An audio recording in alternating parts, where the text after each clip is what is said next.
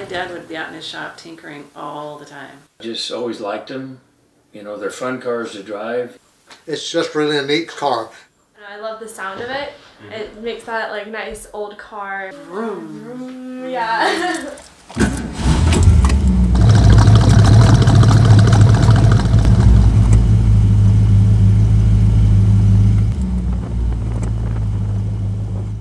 I remember when they first came out, they were just cute little cars, and I just really liked them. Out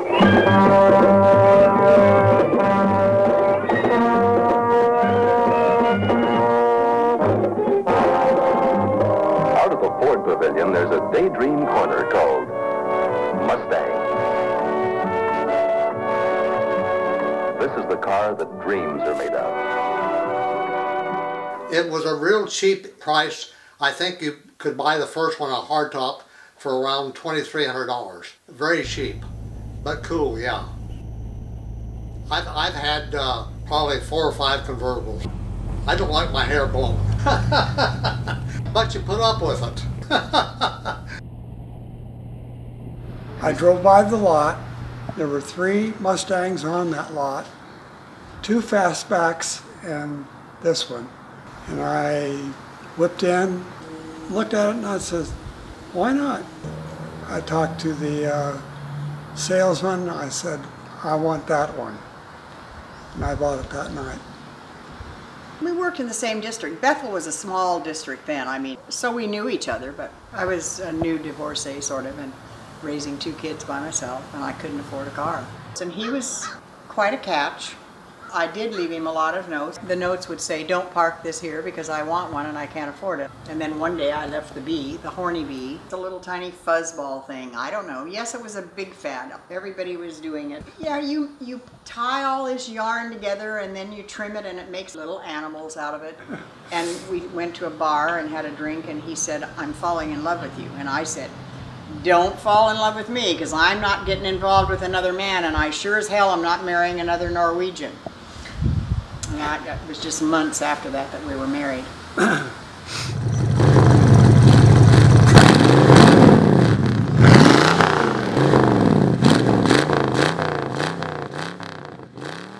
So my dad was, he pretty much liked to have people like praise him. So he would take all of his cars to shows, and his first car was that Camaro, like a '69 Rally Sport, and it was super cute. But every time he took it to a show, and they would always say, oh, that's a beautiful car, but too bad it's not a Mustang. So it's like eventually he's like, I'm going to have to do a Mustang. That's all there is to it. And then he started putting this one together, and he said, I want this one to be a driver. So I'm not going to put it back to like original color. I'm going to pick the color I want. And then he said, this is Molly's car.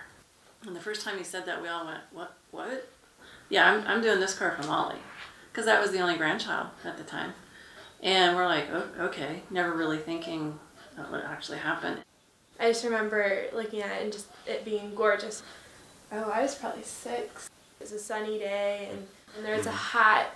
Actually, I still have that hat and it says Mustang on it. It went with the car and I asked if I could keep the hat and my grandpa said yes. And then he had back surgery and they didn't know he had lung cancer. And they found it that night when he ran like 104 fever. It was really strange and to find out it was cancer, and at that point they gave him 3 weeks to live. It was terrible.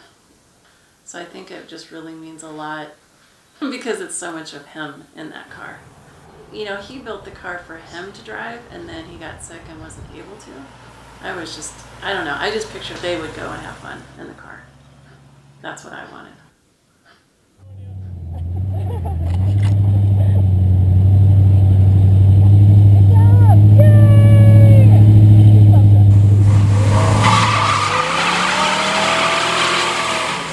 I was pretty wild. My dad had one, my brother had one, so my dad really liked Mustangs, so he wanted me to have one too. I was 15. We were looking for cars, and we looked at quite a few of them, but he knew the people down at this Tom Colley Motors. The lot that it was at in town here, they had 2 of them. This red one that was really faded red, set low in the back, hubcaps, you know, just plain Jane little car.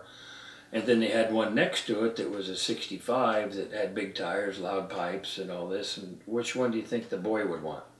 Well, my dad said no.